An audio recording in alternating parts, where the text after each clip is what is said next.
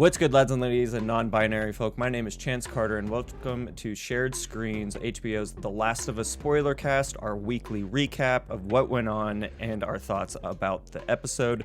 Joining me today is Brett Jamerson, aka Jim Tasty. What did you think of this episode tonight, Brett?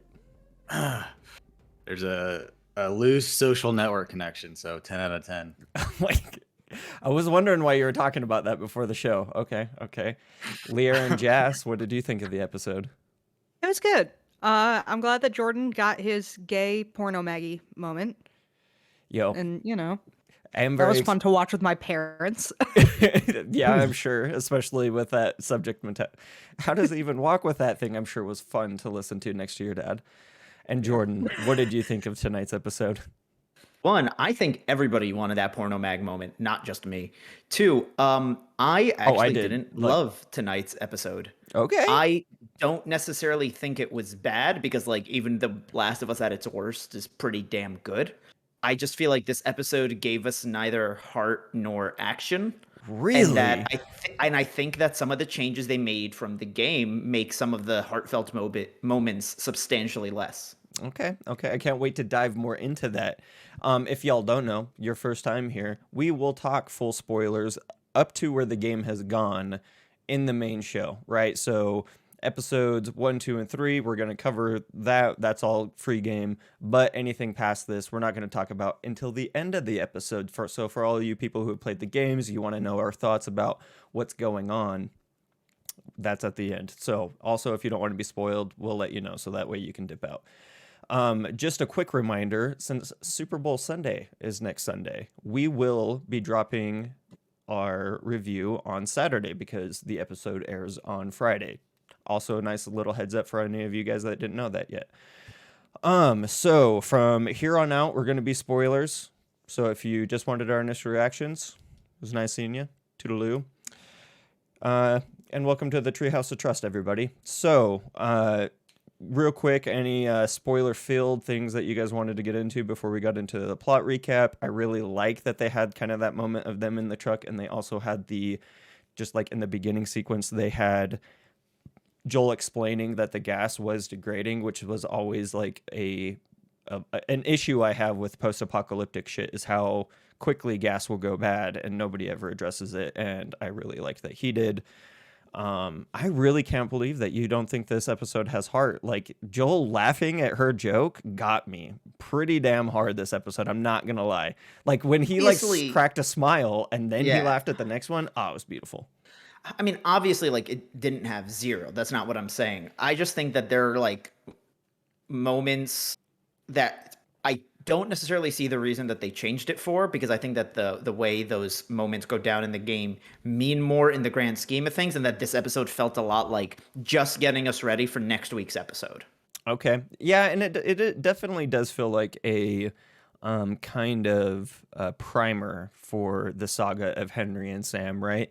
I am wondering if they're going to connect some of the Ish storyline into Henry, since Henry seems to be drawing all over everything. And in the next week's episode thing, we did see a bunch of drawings and shit, but we'll save that for the end. So jumping just right on into the plot summary, kind of breaking it down. And I would be interested, Jordan, when you do, when there's something that you didn't like that they changed in the show versus the game, let me know as we're going through this, because that would be interesting. Before we dive in, can I say one more thing about the gas? 100%. I appreciated that Ellie asked how siphoning gas works, because I get the logistics, but I don't understand the actual science behind why it works. And I appreciated that Joel didn't know either. He just knows it works. Because I feel like everybody who knows how to siphon gas doesn't really know why it works, but it does. I know how to siphon gas. I have had to siphon water and gas. No idea why it works. It is witchcraft for sure. I think the best example I've ever seen is somebody took what looks like a dog tag chain, but they're all magnets, and let one fall out of a cup, and then they just kept falling because the weight eventually gets heavier. or Yeah, but something why like does that. blowing in it cause that? Like, we don't need to get into this. It's just one of those things where siphoning gas. I've I thought you had heard to people. suck. Well, you No, can that's suck, but only if you have one tube. but if If you you have have two tubes like he does, the good way to do it where you don't accidentally swallow gasoline is you have two tubes and you stuff in the rags. You suck, you blow in through one tube and then you move the other tube into your container for the gas. I don't understand how that works. So- when people just like use a straw to get it going, that I understand. Like, okay. So when you're pushing air in, the gasoline only has one place to escape, which is the hose. But also, like, you have to be full of hot air to be able to do that with like a 15-gallon tank, like moving any sort of liquid. I digest. Well, yeah, that's why I always have questions. I feel like when you blow in, you're just like blowing bubbles into gas. You're not wrong. Like You're not when wrong. you blow like milk bubbles when you're a child, like I don't know. I was gonna say like an obnoxious 4-year-old at a diner, but with yeah, gasoline. like, I We need just to have don't like get a it. class when we all meet up, and it's just Hank Green. Lee Aaron showing us all how to siphon gas and why it doesn't make any sort of sense. Anyway, getting into the plot now. They have the siphon and gas scene, and I can't believe we haven't talked about it yet. Ellie gets bored, and the joke book comes out, written by the same person. I believe the name is the same in the game. And man, with the stinger right off the bat, and I just absolutely love this. I was going for this trophy in the game when I was playing before the show came out, and I just love all of her horrible dad jokes because they are horrible. We then transfer back into the car. They're driving. And Ellie, I believe, jumps in the back seat, finds the Hank Williams song, which is the song that plays in the game when the truck gets attacked, and is in the first trailer. I love that song. Love that how it's just kind of interwoven throughout. She finds the porno mag, and they have that classic scene of where the pages sticking together, beautifully executed. And after a long day of driving, they pull off and make camp. Ellie asks if they can make a fire. And Joel says no. Now, Brett, what did you think of that? Like, you know what's coming around the corner when they come. But, like, Ellie has no idea about, like, the wilds of the world. Like, did you find it interesting the way that her, like, kind of mentality about being safe out there kind of, like, switched?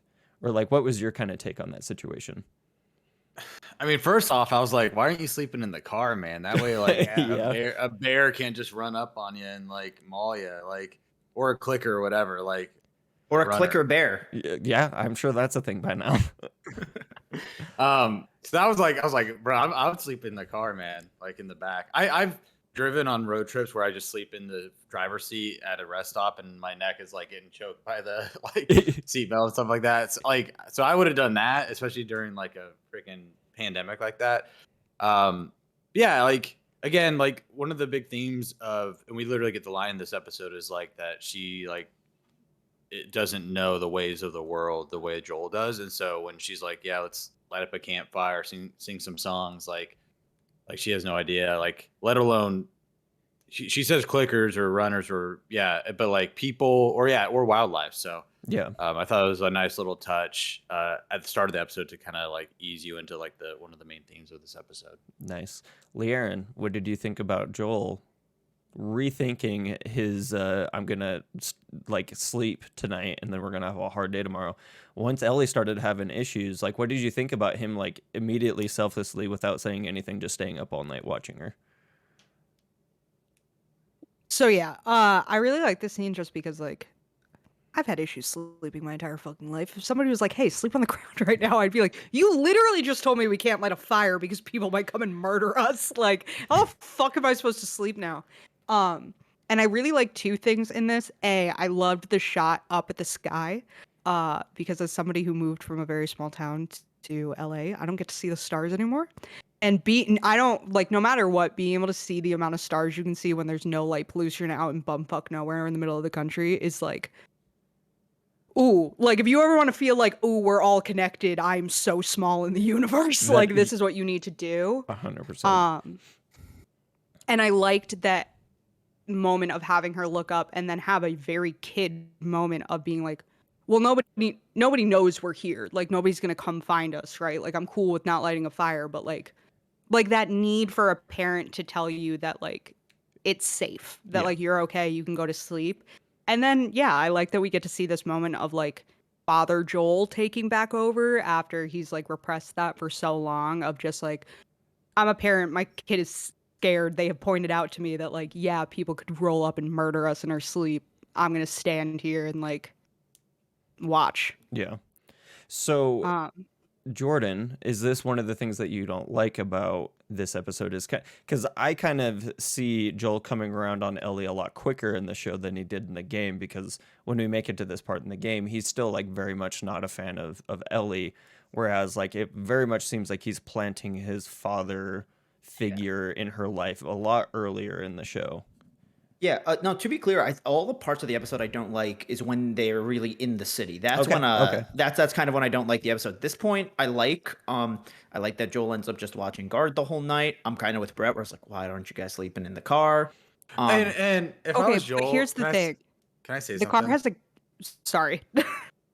I was gonna say if I was Joel, I'd be like, Ellie, welcome to the real world. We're taking shifts. Yeah. Leonardo da Vinci, 3 But that- hours, 3 hours. But it's But not then it- worth it with her because she doesn't know how to shoot. Like it's Yeah, but she all can wake letting his Ellie ass take a up. watch. Yeah. Yeah, but like then you have like I get where he's you trying to wake up and like get his gun and like get ready to go. Where it's just easier. Like I get it, just being like, it's just easier if I She stay still awake had her, because I know she what still I'm had her doing. piece, yeah. So Yeah, she, and he didn't know that she had a piece at this point either. So Joel didn't know that Ellie keeps that motherfucking thing on her. yeah, But it's also on like her.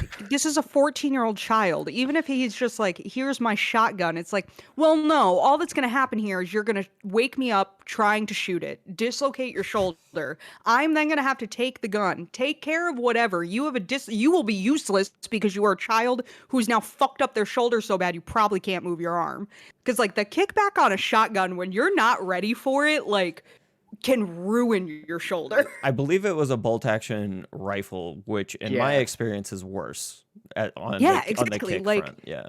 That's just asking for if you've never shot one before. Like she's just gonna break her shoulder, and then Yeah. you're just in trouble because she's broken her shoulder, and now you have to deal with that. And with the sleeping in the truck, it has a gas canister. If somebody wanted to, they just set the truck on fire, and now you're both dead. Well, I I also just take everything from your truck, set it on fire with you in it, and leave. I also, me personally, I take it as more of like a ability to observe your surroundings. When you're outside of the truck, you can hear things coming. When you're inside of the truck, you have a limited view. Although you would be technically safer if somebody were to happen upon you, I think Joel's really relying on being able to hear something coming before they see him. But it's, Monday morning quarterbacking a situation that we will never find ourselves in. Knock on wood.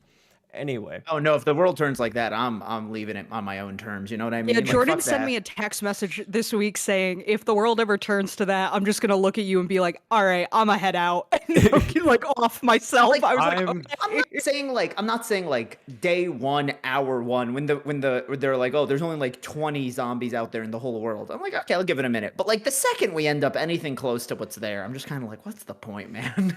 When Bill kicked on his generator is when Jordan would start a shotgun. Like that is Basically. that's Yeah. when it would happen. Something I also did like about this part is when we jump to the morning is, and tell me if I'm wrong, the coffee thing, that's something that comes up in part 2. When Ellie's talking about like how Joel once traded traders for coffee and how she's tried it and she thinks it's absolutely disgusting and she doesn't get how he can drink that shit. But I like that we're establishing it from now. Yeah, I do think that it may come back in a future season, kind of like them already having this rapport about the coffee, which I do think it's funny. Like when you haven't ever drank coffee before, and then like your parent or whatever gives you a sip of their black Americano or whatever, it's like, what the you drink this every day? Like, it Let is alone who pretty knows funny. how long those beans have just been. Yeah. Well, that's the losing. thing is I liked in a similar thing with the gas. I liked the line of like, well, the shit they were serving in the QZ when it was still a city was a lot fresher than this. Like, yeah, this smells terrible and probably tastes awful, but it's because it's such old beans. Like, So was that Starbucks line about like they had an actual Starbucks still at that QZ, or was it like in the I'm before assuming that times the and it was sign just a was still building? there. I'm assuming it Yeah. was like in the mall. There was like an abandoned Starbucks. Or she's just seeing the signs for Starbucks. She knows Gotcha. that's from coffee. Like in my head, I was like, did they have a Starbucks at the beginning? Because that'd be fucking hilarious. Like if Starbucks survived them That'd be cockroaches really and funny. coyotes would survive the If, apocalypse. like in like the early days, like the QZs were just like government sanctioned off blocks, but like the businesses were still around. They still had like the fucking Philly cheesesteak sandwich places that are always the Charlie's or whatever they're called. Charlie's, yeah. Or like Chance, you relate to this. It's just like the shopping you find on like military bases. Yeah. Like I had a friend in the army, and he sent me a picture from like his on base GameStop, which still had like a poster for Mario Galaxy 1. Yep. Yeah. Yeah. They are like capsules in time for sure. Yeah. It's also just like realistically, nobody's gonna go be like, you know what we need to do? Tear down the Starbucks coffee sign. It like gets into like they're just there. Like we saw the love sign, like it's destroyed to shit, but like it's still there. And if you knew what Loves is in the before times, like Yeah. and Starbucks is simpler. If you know how to read, you know what Starbucks does. It says Or- Starbucks coffee on the building. Yeah. Imagine Joel burning bodies for Starbucks points. Or whatever it's called. The stars. I think they're stars. Yeah. Yeah. The Yeah. Starbucks starts to get his. Tossing the infected into the fire, and they're like, "You've gotten 10 more reward points." You can get a strawberry refresher. All right, so like we were saying, she wakes up, fresh coffee's brewing. I love that little camping set that he has. My dad had one of those growing up. It's fucking awesome. They get into the car and they start driving, and she starts asking questions. Jill goes into him and Tommy's history and kind of a timeline, and it like really establishes, you know, at the end of last week's episode, we found out that Tess and Joel had been together for at least 13 years, and it seems like they were in Boston for at least 13 years. So however long before that, it sounds like him and Tess hooked up like within a year or two of this all kicking off. So like it kind of makes her sacrifice and her dying like more and more sad the more we find out about their situation. I also really like that Joel is able to look at Tommy from like a brother's perspective and be like, he's a joiner. He's trying to find a cause and be a hero and save people. And it kind of makes sense for that. I know those type of people, and I would almost classify myself as having that when I was younger. But I really like that little insight on, you know, the last place I heard from him was Cody. I need to go rescue my little brother. He gets himself into these situations. And it also kind of, him and Marlene have known each other for a long time. Did you guys kind of also have an appreciation for that moment, or what were your general feelings as we're kind of like having this heart to heart in this road trip, more or less? Go ahead, Liran. I like the confirmation that Tommy was the one that fought in Desert Storm. Mm-hmm. Because, like, obviously going into the pilot, we know that Joel, like, if you know anything about the game, that Joel is Tommy's older brother.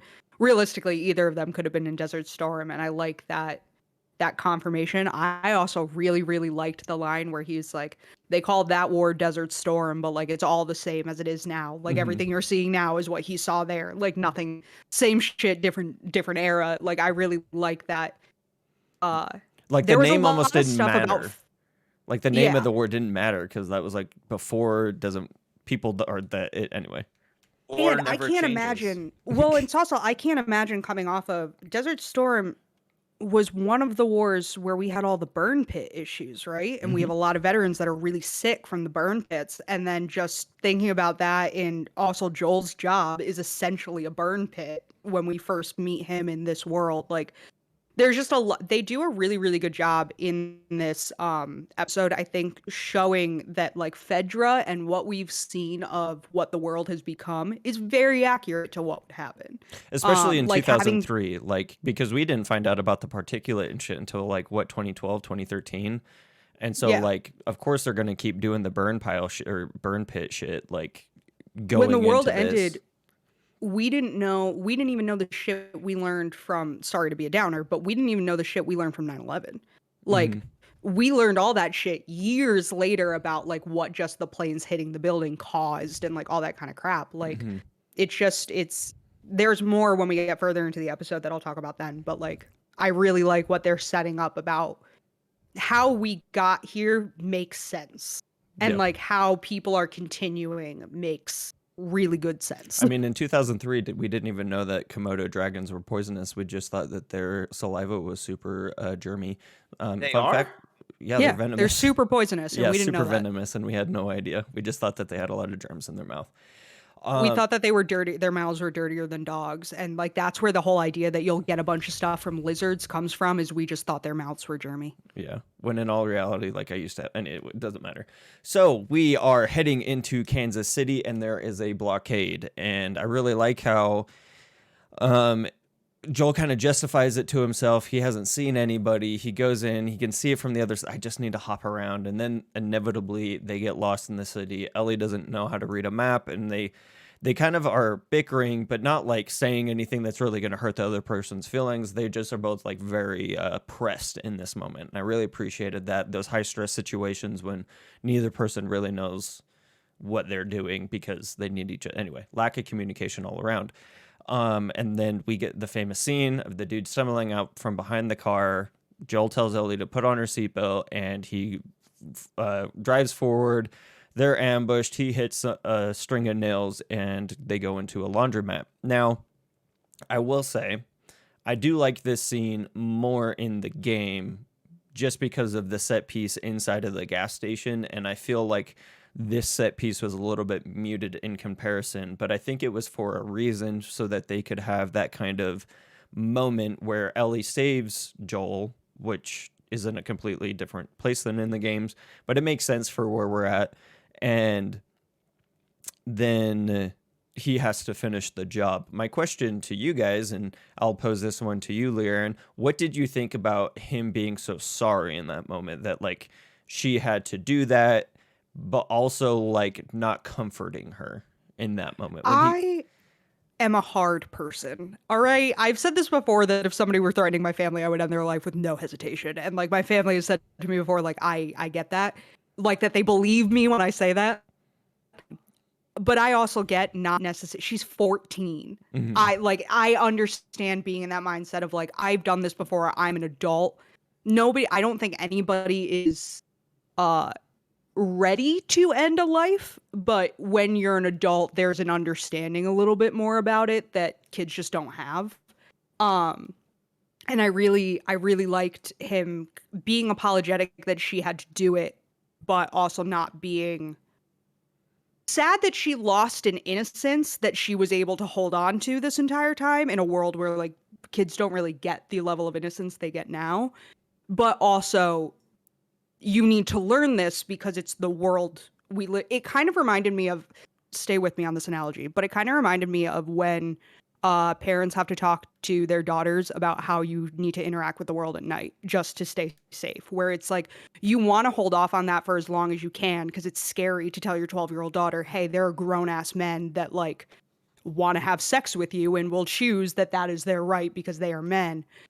But you also want them to be prepared because you know what can happen if they're not. And it just, but what really killed me about this scene was Brian yelling for his mom right before Joel killed him. Mhm. I don't know if that's because of stuff that's been in the news lately going on, but like that really got me. My mom and I both had to pause the show for a second and like take a minute because that was brutal, and not showing us that either, just seeing Ellie's reaction to hearing this child beg for his mother was very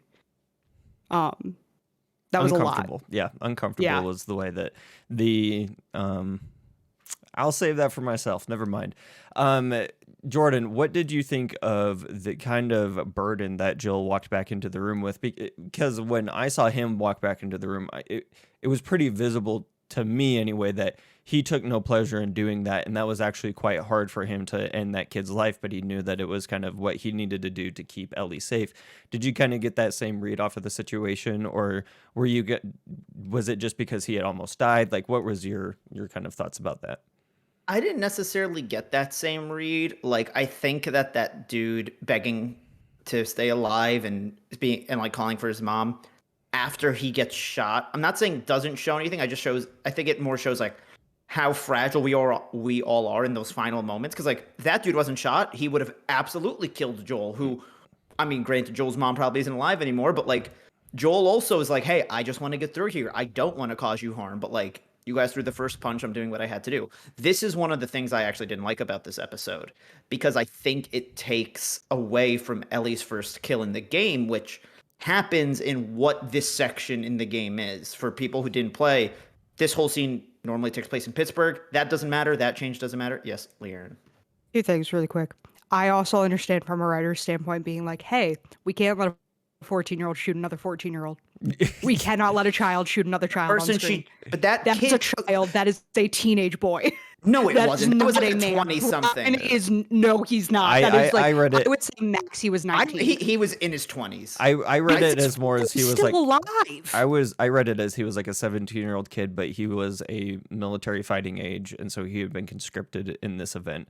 Because in the game, in that section in Pittsburgh, it's made pretty clear that you either joined or died. And so that's kind of where I had, like, with my background knowledge, it was like, oh, this is a kid that kind of didn't have a choice but to kind of like start fighting for this faction, because like, I don't know, that's the thing about war is like you never know what that person that you are fighting against is going through. And they show us his dad, and his dad is a young man. Like, his dad is not like in his 60s. He's young, and like, he was not calling for his mom because he was about to die. His mother is still alive. Yeah. Like, and he, in his mind, he should have been returning to her. Like, he was young. I don't know. I didn't get that read that he was that young. I felt like he was, like I said, I thought more early 20s. But we're getting into the minute. Like, it doesn't matter. There was a reason why he was off He's screen. 20. Yeah. He's 24 and a half, guys. Oh, the actor or the character? He's just trying to put an end to this argument because that we're having. Hannah Montana's brother was in his 30s, bro. All right, let's continue. Anyway, it's in his 30s. Anyway, in the game, Ellie, we don't know where she gets a gun from. We don't know if she steals it from Bill's house. We don't know if she wrestles it off somebody. But there's a moment in the game where they're in the hotel. Joel and Ellie get separated. And when they finally catch back up, Ellie has just shot someone because she had to. It was literally a life or death situation. Joel then gets extra comforting because she didn't just shoot someone and almost take their life. In that case, she shot this person point blank. He gets the gun out of her hand calmly, and they talk about that. And then I'm also going to jump a little bit in the story, in the episode here, but I'll let you get back on track. It also, I think, took away from the moment in the bar when he's showing her how to hold the gun, because in the game, Ellie already knows how to handle a pistol. And when Joel finally gives her a gun and gives her instructions on it, it is one of those bolt-action rifles. It's during the level where you have to get her to shoot the people before they see you, and you're trying to crawl through. And there is a lot of, in that moment, there's just like, which this episode had, I guess, but it's like Joel's now showing that he trusts her more than he did earlier in the story. I won't even say the game or the show, like in the story as a whole. But I think that him not in the game, it's more he realizes Ellie is capable because he has walked up on her and she has shot a person successfully. Yeah. And sorry, go ahead, Leon.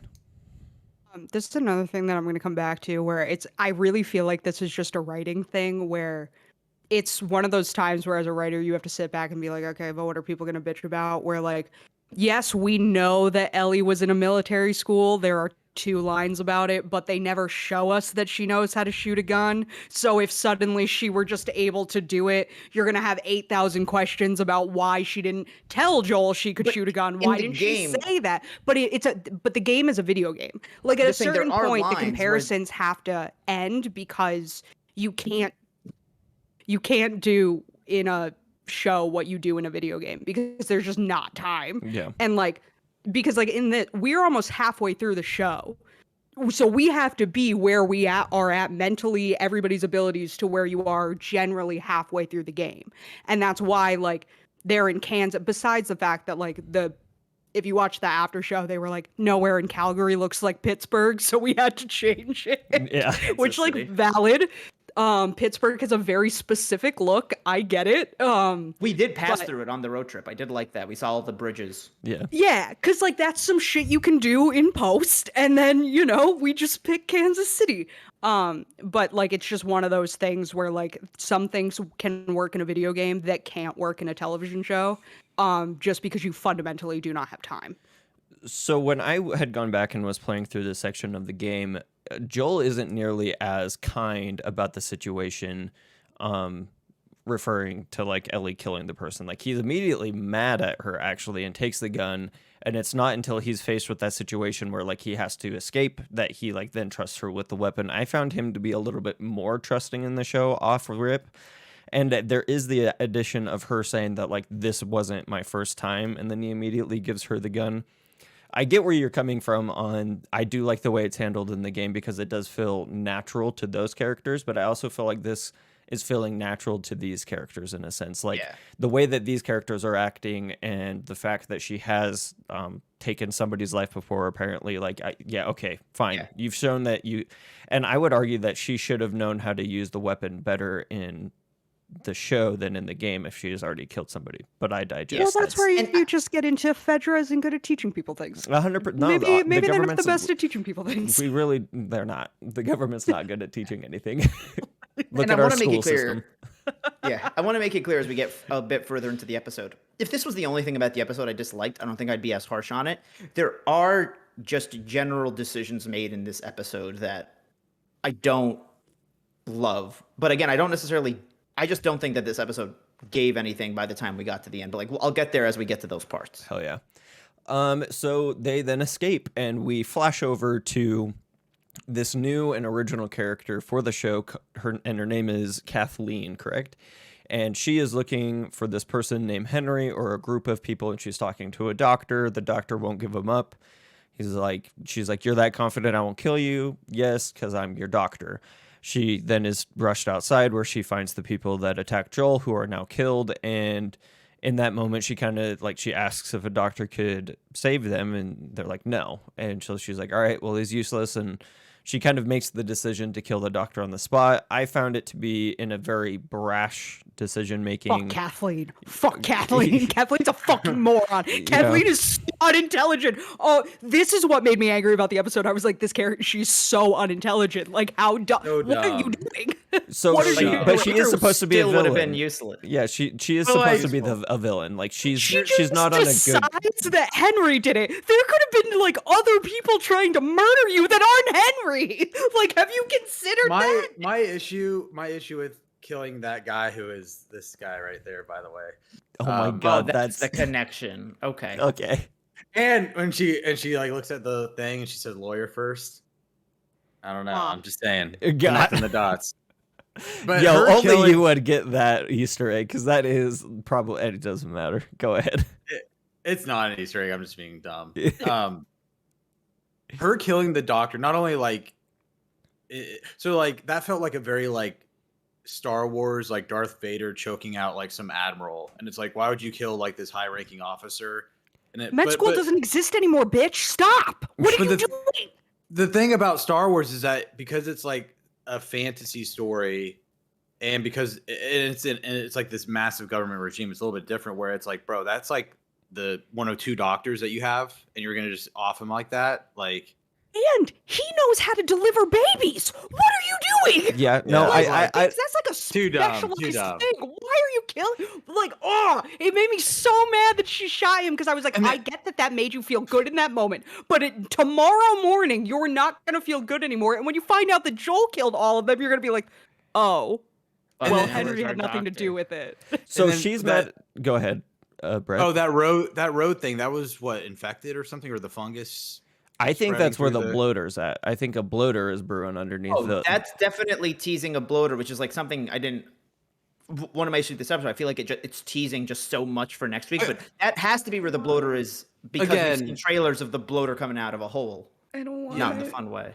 I'm so scared of bloaters. You should be. They're the worst. Yeah, they are. I know that bloaters and the Rat King are coming, and I'm not excited. We got a while for the Rat King. They keep the Rat King in season 2. I hope that I got a year until I got to deal with the Rat King. But I don't trust them not to be like, the Rat King's cool, so let's put him in here. No, I think we might get two versions of the Rat King for seasons 2 and 3, but we could talk about that later. So what I wanted to kind of get to is, she's an idiot, but also like, I think she knows Henry maybe isn't the one that's doing this, but she is kind of like a person who is leading through fear, right? And she's kind of doesn't have a bad guy anymore now that they've overthrown Fedra and taken control of the city. And so this is this new bad guy that is killing their people for her to rally everybody against. And I think one of the reasons why like I was okay with her just being a complete and utter fucking idiot is she is meant to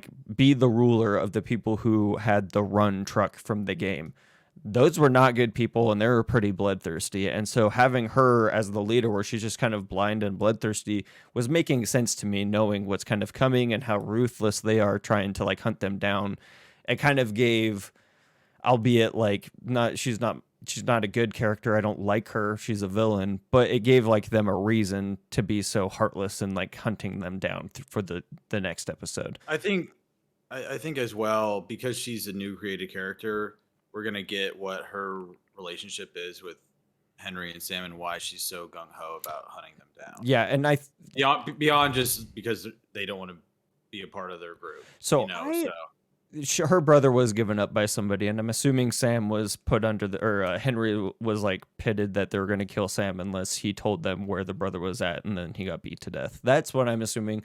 But I do like that they're adding more backstory for Sam and Henry because they are such good parts of the game.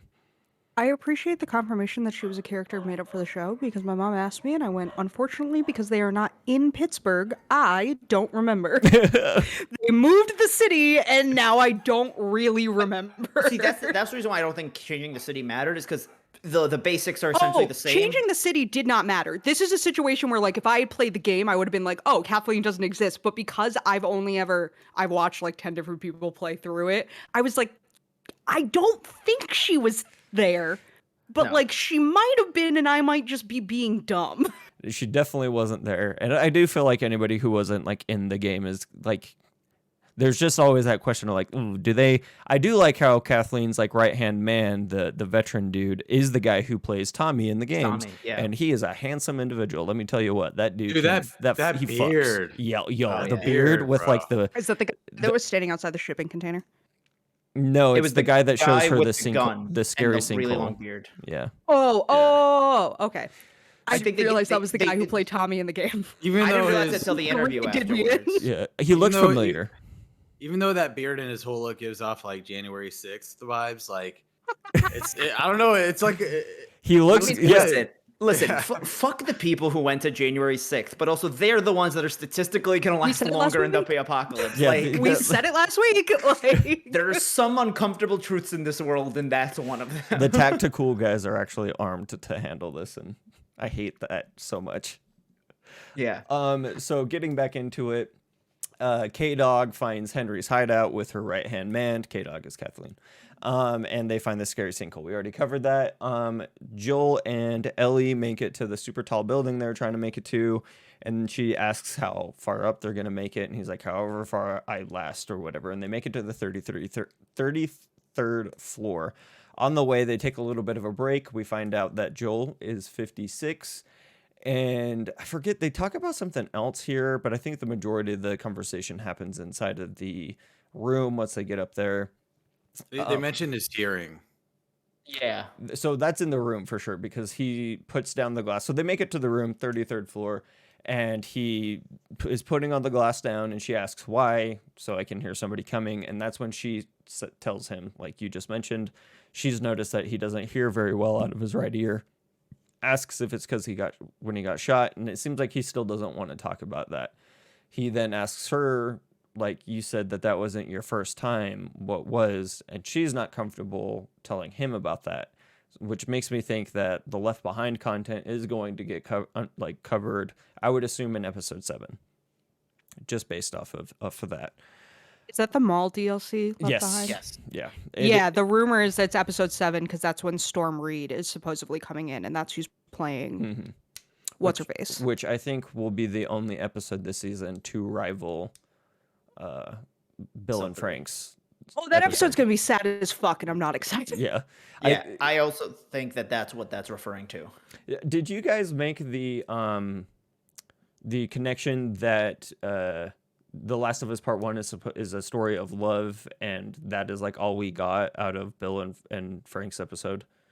And that's like Neil Druckmann was like, why is everybody crying? That was the happy episode, or that was the happy episode, or whatever. It was the happy episode, yeah. Neil Druckmann's opinions on love, though, who hurt you? Like, I highly recommend listening to the official HBO podcast, because sometimes Neil Druckmann says things about love, and I'm like, what happened? Like, what happened to you? Because he was like, we all say that love is like this great power. None of us want to talk about how like love is fucking one of the worst things in the world sometimes. I'm like, what happened to you? Like, Where did who you grow up? left you? Who killed Yeah. a loved one? He grew up in Israel. I Jesus know that much. But I hope that like his whole Yo, like he's love hard can as be fuck. fucking horrible. Yeah. Yeah. I hope that's not him being like, well, in 8th grade she didn't ask me to the dance or she stood me. Like I hope it's not like he's hurt from that long Yeah. ago. No, because like when he talks, the big thing is the pitch that he sold the game with was the tagline of the game is "It's a story about love, and that's not a good thing." And that's his whole thing is that like love can be very good, but anytime that it crosses over from like two very, very okay, basically familial love, like the love you have for your family is fine, the love you have for like friends is fine, and romantic love is fine. But if at any times those go to any extremes or anything else outside those three, it can like burn the world down, which is just like an interesting take. That is a I nice think- way to put it. I think what he's referring to, and maybe this is just because they're both PlayStation exclusives and mild spoilers for God of War Ragnarok. Grief is the culmination of love. You do not No, love he in doesn't this mean world. grief. He makes it very specific. He doesn't mean grief. He means love. Specifically, the act of love. It's very. I highly recommend everybody listen to Neil Druckmann talk about love because it's fucking hilarious. I listened to the first episode, but I've fallen behind, and I really want to go back and listen to it for last week's episode, but I know I'm going to cry. I will warn you, the podcast episode for the Bill and Frank episode was very hard to listen to. I had to listen to it in pieces. Okay. Let me work out while I do it, so that way I can just cry while I'm doing the bench. Rowan waits sobbing. It's fine. Yeah, grown ass man doing this bullshit. So we get this nice little heart to heart as they're laying there talking, and she kind of asks him about his ear, and I don't know if it upset him, but he turns so his left ear is facing, but it's away from Ellie. She then asks him, "Hey, I got a very important question," and I believe it's the diarrhea joke. Hilarious. And then when did she ask the one? The scarecrow was when they were camping. That's right. And Yeah. he cracks a smile. And then this one is the diarrhea, and he straight up laughs. He can't hold it back. Yeah. And they have like this very nice bonding moment. And it is like they are starting to build those bonds and those bridges a lot sooner than I would have expected. But I feel like it's coming at a very nice time. Just to get through it, he goes to sleep, wakes up to Henry and Sam having Ellie hostage, and that's where the episode ends. What did y'all think about how quickly they are making these two so fond of each other and kind of having that parental-child bond? Considering we have so much time left in the show, and kind of leading into that conversation. Go ahead, Leanne. I think there are 10 episodes of this show. 9 episodes? 10 episodes. I believe it's 9. 9 episodes. So There we're are like 9 episodes of the show. We just finished episode 4. Yes, in a game, you can make them not like each other for like 10 hours of playtime and like slowly. You can't do it in television. It's got to be quicker. Yeah. You need your two main characters to love each other way sooner than you can do it. It's one of those things where like games, you can really explore characters if you want to. Television shows, unless you're like a sitcom where you have 22 episodes a season, you got to be like fast with that character development. I just hope that they don't like pull the shit where there's like turmoil. I guess we'll get that. All right. I almost said something future spoilery. This is where the show ends without future spoilers. We're going to get into that as we talk about the ending of this episode and what it will entail for next episode. So if you are dipping out, it was nice seeing you. Please check out some of the other shows we've done. We did an Xbox, what was it? An Xbox press conference reaction that people really have developer_direct. nice. blowing Is up. what it was officially called. People have really been liking that. So if you're more into games, please check that out. We also have a Shared Screens podcast that goes up every week and a Media Club that will be going up this Saturday. What did you guys talk about in Media Club? None of us were on it. This one is actually going to be going up Sunday due to the change of The Last of Us, but the Media Club that we recorded today was on the death of the live service games that we've been seeing the last few weeks. So everybody keep your eyes peeled for that Sunday. We talk about what we think could be reasons and what do we think gaming companies can do to improve and hopefully not have this happen in the future. Hell We yeah. kind of just I just mourn Avengers. Like they didn't let me have a funeral, but like if I got to, this was it. Nice, That's nice. two Avengers. I'm glad that you got that funeral. Also, we will be covering The Mandalorian week by week. So if that's also your cup of tea, make sure to keep it locked. All right, we are getting into spoilers. Welcome into the second layer of the Treehouse of Trust. So, I just don't want them to pull some bullshit where like there's some strife between Ellie and Joel. I know that the main strife comes at the end of the show or the game with what happens in Salt Lake. I'd rather not talk about Salt Lake, so that way we keep that for that last episode of the show. But I'm interested to see how the rest of the episodes play out, because we're assuming episode 5 will be with Sam, and then we still have Wyoming, Colorado, and because they go to Wyoming before they go to the University of Colorado, right? It's the Left Behind episode. And then it would be the Left Behind episode after Colorado. And And they then made it it would- sound like Left Behind is like that. Joel, I don't even think is in that episode. Like it's just going to be Probably at the like, it's very gonna be beginning, like Bill the and way the Frank. DLC does it. Like Okay. in Oh, the yeah. very From beginning. what they've been saying, I don't even. They said that there are going to be 3 standalone episodes this season, and I think it's going to be, from what they've been saying, Bill and Frank. Left Behind. Why can I only think? Thank you. All I can think of is Storm for some reason. It isn't even the right Life is Strange. franchise. Like So, but They what don't would be even the, say- way less be- dark. what would the third it's one way be? less dark. I have no idea. I'm curious if it's the Troy Baker, Ashley Johnson made for the show. They're not, because Wyoming thing? Troy Baker is part of the Cannibal group. I thought he was part of Tommy's group. We No, don't know he's what with he's Dave. part of yet. Okay. No, there's pictures. He's with Dave. Okay. Oh, then he's with Okay. Dave. Then I have no idea, to be 1,000. It could be an episode about just Tommy. No one really knows. Maybe it's the story of what happened at Kansas City, because they were teasing that. Well, and no, the- because the we're getting that post- next week. Yeah, so I feel like we're gonna, like I said, spoilers. We're gonna get the full story of Sam and Henry this next episode, and then so that'd be episode 5. Episode 6, I don't think we're gonna go to the University of Colorado. I think that is gonna be the episode where we meet the cannibals and Joel gets injured. So that would be episode 6. Episode 7 is Left Behind and Ellie kind of like foraging and getting Joel better. And then the end of episode 8 is them making it to Tommy's place. Episode 9 is Salt Lake. I remember what people were saying they think the third standalone is going to be. They think the third standalone, yes, is going to be Henry, Sam, and Ish. That will be its whole, like, that's the big rumors that will be a standalone episode. Ish is long dead. Yeah. No, I- I know, well, but he's so long are Frank gone. and They Bill we don't when we know if meet he's dead. them. Like, Yeah. that's I the think- point. I And think then- I think even with one more bottle episode, we're gonna be pressed for time. Yeah. Just Yeah. because. Do I think having 3 bottle episodes is a good idea? No, I think it's a fucking terrible one, but they've said they're doing 3, so here we I fucking wonder if the are. last See- episode would be a bottle episode, technically. Could it I be, think- like, logistically? I think they're gonna do like an epilogue Game of Thrones thing after. See, the big Oh, maybe. heavy I hitter think 9 if- or 8, excuse me. But is that a bottle episode if you would have had to watch the entire season to understand it? Well, isn't the whole point? Isn't bottle episode just more based on how much it costs to make, rather than how No, important it it's is to the about how story? standalone it is. The idea is that it's like you could watch, in theory, last week's episode and not watch anything else. Yeah, because And you'd fully understand the Bill and Frank storyline. Weird, because I know I've heard people refer to the Fly episode of Breaking Bad as a bottle episode, but that makes no sense outside It has of its nothing. context. That is a bottle episode, but has nothing to do with. And they did make that a bottle episode because it was cheaper, but it doesn't have anything to do. Bottle episodes don't have to be cheaper. A lot of the time they Gotcha. are, but it's not a requirement.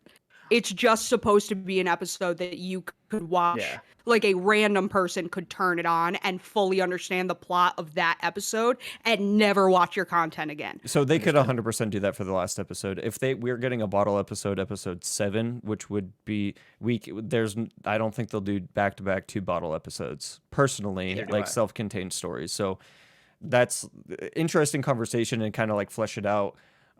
I really feel like 2 is as much as they could push it, unless they're counting the last episode, because I feel like there'll be enough explanation, and with what that subject material, we can just talk about it with like the twist of Joel being the bad guy of this series. I feel like that's what's going to make it We see that him and this girl are surviving in this apocalypse. And she's just, does that make sense? Why I feel like it could Yeah. be like you could just watch the I last also- episode of the season and get the full story.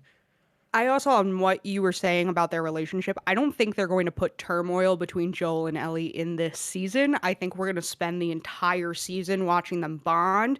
And then in that year between the end of the first episode or the end of the first game and when Ellie finds out about what happened at the end of the first game, that will be our like turmoil moment for them. Okay. Like, I think their goal, if I were in the writer's room, my goal would be spend 9 episodes making everybody fall in love with the two of them together, and then you can deal with them having issues. Yeah. You just make this like really solidify how rock solid this relationship is, and then that makes it the rug pull that much harder. I really think that they're not going to deviate from the games, and I think that they're just going to really focus on the flashbacks for season 2 as opposed to having like that season in between really covering it. I think that the flashbacks being pointed from Abby and Ellie's perspective will make those 2 seasons really poignant personally. But as it stands, go ahead, Jordan. I want to ask how far everyone thinks next episode is going to go with the Sam and Henry story. Just because one of the reasons I say like I don't feel like this episode did a lot is just teasing was like they don't meet till the end. They don't escape that part of Pittsburgh together. And so next week, are we supposed to have them meet, realize that they don't mean any harm to each other, escape through Kansas City, then start the Ish story as well as showing the flashbacks of Kansas City? Or do we save the Ish story for what would be episode 6? And then if that's the case, I feel like we're really, really trapped on time. So I won't even say the Ish story. I mean like them going through those tunnels. So I think that Henry and Sam's demise comes at the very end of next episode, and I think that they're going to interweave Ish's story with Henry and Sam, and kind of there's just a way that they're going to make that work together, kind of how they had the hotel scene with Tess still in the game, they're just... That's been the big rumor, is that Ish is going to get combined into Henry and Sam, and that we will spend a lot of time with them next week, sometime with them in episode 6, and then they'll be dead. Nobody knows who's going to still be alive. I know that Ish is long dead in the game, but like he's just gone. Clearly, that doesn't matter to them. Yeah. He's just gone. So maybe like maybe they do it differently, where like it's not so calm when Sam and Henry get killed, and it's not like in that setting. Maybe it is like Joel is already hurt, and then Henry finds out about Sam and offs himself because it's looking like everything's gone after he just has to kill his brother. Like that, there's just a way that Sam gets spit in front of them, like rather than it being like a secret that he keeps. Yeah, Sam gets spit in front of all 3 of them, and then suddenly, the decision has to be made. Yeah. I don't mean to be this person, but I never remember which one is which. Is Sam the child? Yes. Sam is the child, Yes. correct? Yeah. Okay. Sam's the younger brother who was born after the end of the world, and I believe Henry was like 6 when the world ended, so he's quite young. I think he's like 26 or 27. And he's... Oh, Sam, yeah. Henry was older. What's up? Yeah, Henry was older, yeah. Yeah. Okay. And then... Am I confusing... A lot of zombie content came out when this game came out. Am I confusing... Is one of them deaf, or am I... in the show. Yeah. Only in the show. Okay. Because they show that in the flash forward, and I was like, I don't remember one of them being deaf in the game, but I could totally be missing something. No, they were. I don't think there is a deaf character in The Last of Us, correct? That's what I thought. But I don't remember one in either of the 2 games. Neither do I. I think it's something they just changed for the show. Which is totally fine. It's totally fine. As for the games, I don't know how easy it is to display that via a game, let alone one that came out 10 years ago. Yeah, yeah. So I just thought maybe that there was one in part 2, but I digest. Alrighty. Well, any last thoughts before we head out, or we get it all out of our system? I would just will say I appreciate... Okay. What? Did I'm excited for the bloater. I'm not. I straight up looked at my mother and was like, listen, a very wet zombie, worse than the well zombie in The Walking Dead, is coming. And like, you just need to know I'm gonna hate it. I'm a fucking hate it. I appreciated this episode because did not openly weep during this episode the way I have in every other one. Yeah, there was weirdly dry eyes at the end of this episode. Brett, did And you I have needed that break. yeah. Brett, did you have any parting words?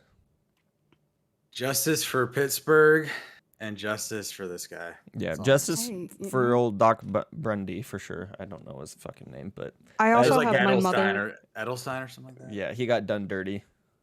I also have my mother's one-line review, Nice. Let's hear it. Yes. Lay it on which us. was and just because we weren't doing this last week, but I think her one for last week was really funny. Her one for the bill. Let's explain this for Oh. everybody. So Learen's parents have been watching this show, and she has been texting them and talking to them. We about it. FaceTime while we watch the show together. Nice, but it started out that you guys weren't watching it together, and then they happened to really like it. And then you guys have a tradition of watching like Mando and stuff together. We correct? watch all the Star Wars shows together because I live on the other side of the country from my parents. We FaceTime to watch shows we like together, which is anything Star Wars, anything Game of Thrones. And I told my mom that she would really like The Last of Us, and my dad, in just not wanting to not be in the room while they're FaceTiming me, decided to watch it. And originally, I was watching each episode twice. I would watch it on Sunday nights to come on and do the podcast, and then I would come home from work on Monday nights and watch it again with my parents. Nice. And my mom's response to this show is the funniest shit I've ever heard in my life. It brings me such joy. I'm afraid for them to see the final episode. I feel like it's going to hurt my father in a way that I don't know how to mentally prepare him for it, but like, whatever. So I now I'm gonna take I asked her to give me one-line reviews of the episodes at the end of the episode so I could come on and share them here.